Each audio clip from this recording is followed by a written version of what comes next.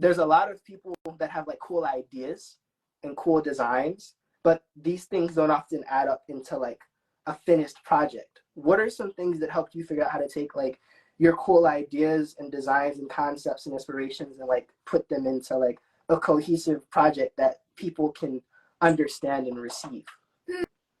That's an interesting question.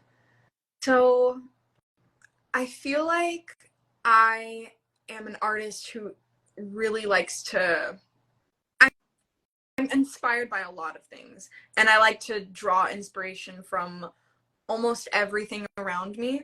And when I have this idea of something I want to make, I look at people who kind of, in my eyes, probably did it better. And I'll look at a film. Like I have a project right now that I'm working on that I'm not going to talk about because it's like nothing yet. It's just like an idea in my head. And what I've been doing recently is I've been watching a lot of movies that are kind of in that same realm of what I want to do. And I'm like, oh, okay, I like that about it. And I'm picking that. And I'm like, oh, okay, I like this about that one, but I don't like this about that one. And I'm like picking. And I'm kind of looking at people who accomplished the same thing I wanted to accomplish. And I'm looking at how they did it, the things they did right and the things they did wrong. I feel like knowing the things they did wrong is a lot more important than knowing the things that they did right. Because I feel like once you know the mistakes to avoid, the path like will become a lot clearer for the things that you have to do right, because it becomes a lot more natural. And so with me, a lot of the time I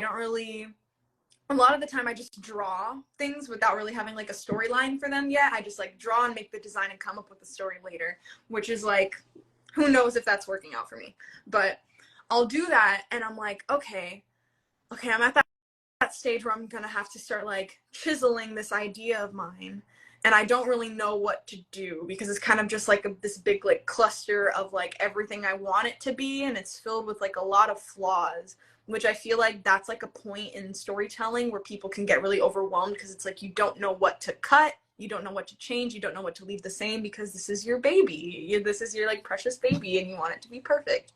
But I feel like really letting go of that idea of making it perfect is what helped me a lot, because I feel like I'm a perfectionist in a lot of things, and I feel like that holds me back because I can never progress without being like, no, every stage needs to be perfect. My progress needs to be like this.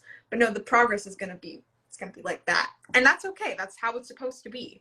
So I feel like kind of just learning, being receptive to all feedback of all sorts from every direction, from every angle, is really, really incredibly important. And also just stepping outside of yourself and, like I said, like doing your research, learning from other artists, learning from other filmmakers is just so, so important, and has definitely helped me a lot, because I've been at that stage where I'm like stuck. I was stuck on my project for like a good like 4 months where I was like, I don't know how to progress. Like I have this idea, I have this vision, but like the story ain't adding up.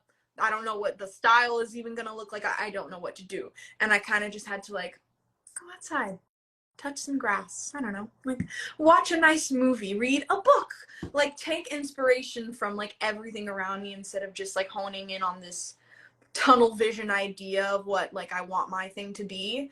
And it's like I feel like that can apply to probably every aspect of my life, honestly, that like little set of advice. But especially when it comes to like making an idea come into fruition, come into something, I feel like just not being so precious with it is really the best advice I can give. And still advice, I'm trying to take my own advice to this day. So it's like I hope that answered the question. It definitely does, because the beautiful thing about this part of existence is learning that questions and answers are information, and how they're received is up to the listener. They're not up to like the person putting the information out there.